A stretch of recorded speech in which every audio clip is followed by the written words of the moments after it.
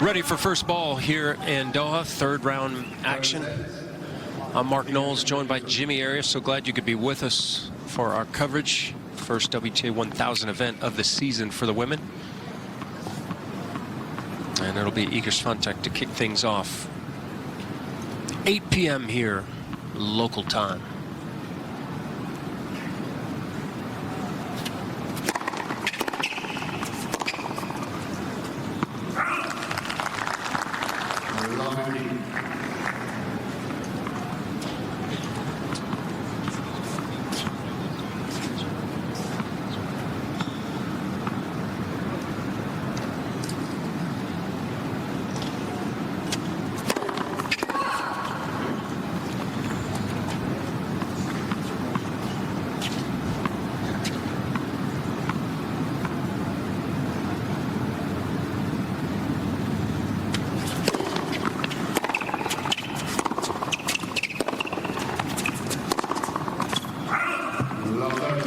We've been talking about how great Swiatek plays here. Doesn't lose games, only lost 5 games to win the title last year in the whole tournament. Has started the match today with Alexandrova, who has given her trouble with a couple of errors right out of the gate. A little pressure on Swiatek's serve.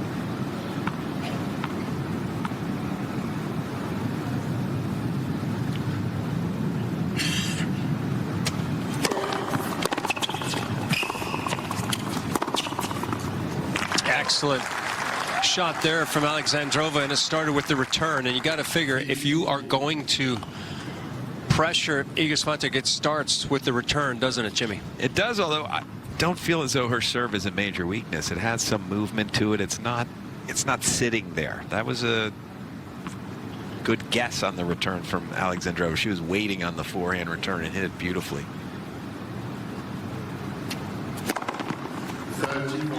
That's an excellent response there. You're so right, Jimmy. To me, it feels like Iga's improved that first serve.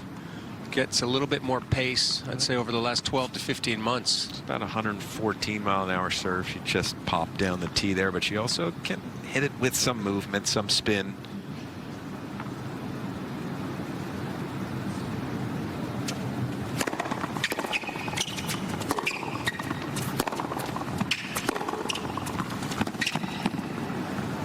That's an Iga Swiatek point, what you just saw. Serve, hit it cross court, but open the court, get it even more cross court in the other direction. She just creates so much angle and width compared to the other players.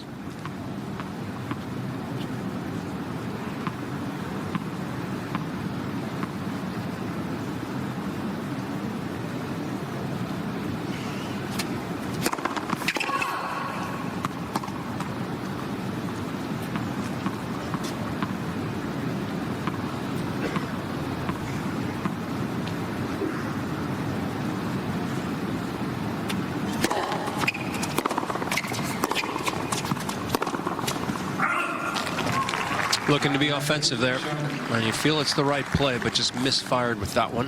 Alexandrova's backswing on the forehand is all the way to the U.S., and she's in Doha right now. It's so big and behind her.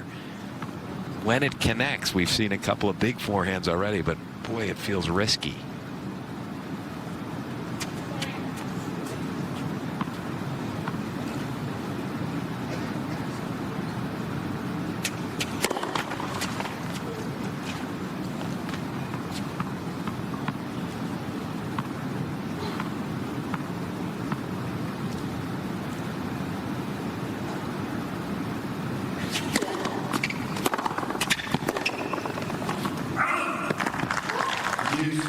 Yeah, it's interesting watching the service motion of Iga Swiatek too, because it's pretty disjointed. It's not exactly how you would teach it, but she does a good job with her legs, loads well.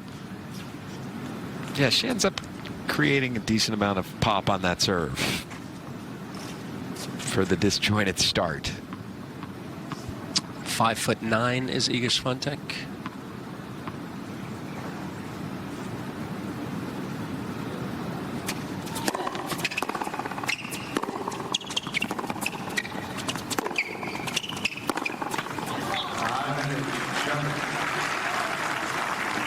A little early there to be showing some negative emotion, but Alexandrova not happy. It's just opening game here. Now she's had a couple of break chances, and I think you need to create some doubt in Swiatek's mind fairly early. When she gets on top, it just steamrolls.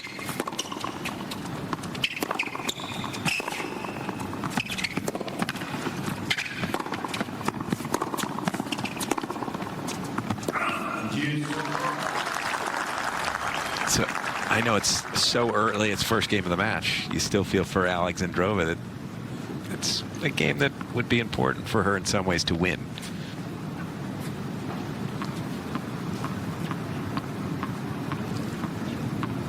Now that she's had those opportunities already.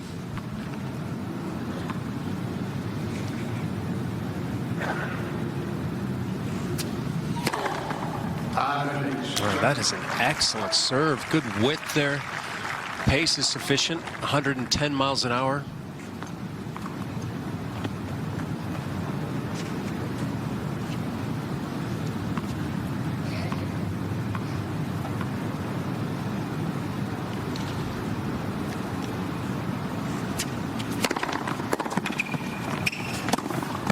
And another excellent serve.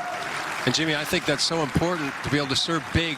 Well, that's a wrap. Iga Swiatek and Alexandrova from Russia just completing their match. This is the second match for Iga Swiatek at the Qatar Open over there in the Middle East, and she wins this one pretty easily.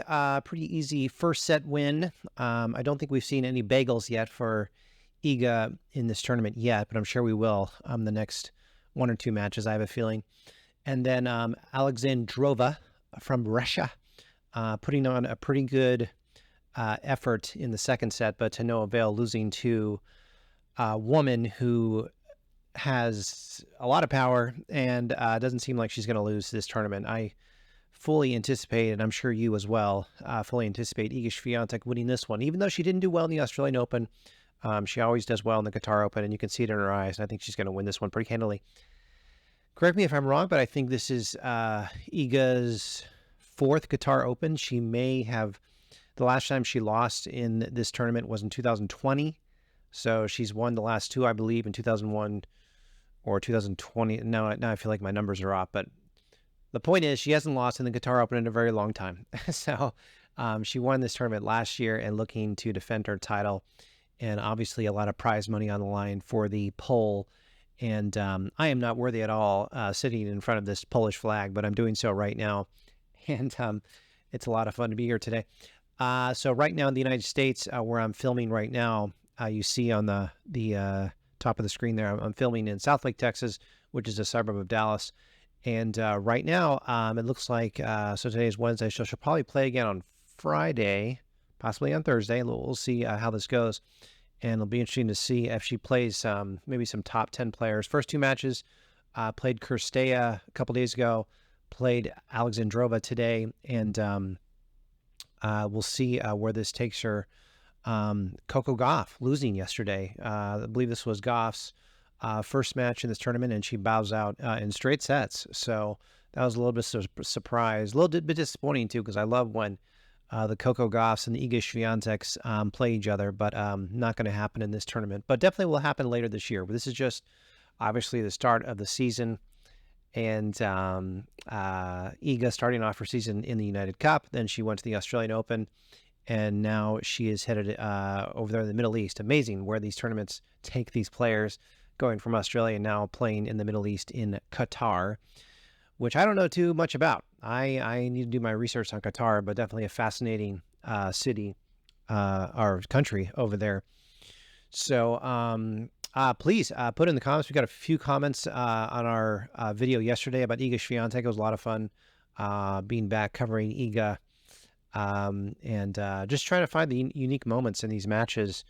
There was some weird things that happened in Iga's first match, a couple days ago in this tournament, and we kind of highlighted that. So if you haven't seen that video, go back right here on Best Muscle Video on YouTube. If you haven't liked, commented, or subscribed, more importantly, subscribe. Just hit that subscribe button. I know you have a lot of options on where you can watch your tennis matches. So if you're watching right here, right now, thank you so much. And we're here to commentate. We're here to make analysis, here to add value. And hope you appreciate the American accent if you're watching overseas over there in Europe or anywhere around the world, Asia, Africa, all those good places. We're just tennis fans, and watching our favorite Iga Swiatek is a lot of fun. So we get so many viewers. We look at the analytics on this channel. We get so many viewers from Warsaw. We get so many viewers from other cities in Poland, which quite frankly, I'm not familiar with. So if you're watching in Poland, if you want to type in Polish below the video player, please do so, because we're always working on that translation. What did these people just say? I wish so much that I spoke Polish, but it's a lot of fun. I think we've finally nailed last year, but going into this year as well. Iga Swiatek's last name. I was listening to the American commentators today, and they were saying it differently. So it's kind of a hard name to pronounce for people not from Poland, but I think Swiatek is the way I'm pronouncing it. And I need to look at the Qatar Open draw today, and just to see the bigger, as Iga goes into the tournament here a little bit deeper. She probably only has like 2 or 3 matches left before she gets to the final. But this is a WTA 1000 event, so the prize money is a little higher, and definitely want to see who's left in this tournament. I saw that Sabalenka, I don't think she's playing in this one, which is kind of interesting. And then talked about Goff. Is Pegula playing in this? Is Sakari, Caroline Garcia, all those players, are these people playing in this tournament? We need to take a look at that and see. So let's look at that. I'll end it there. Super exciting seeing Iga Swiatek on the court today, and I will get back to work right now, and I'll talk to you guys later.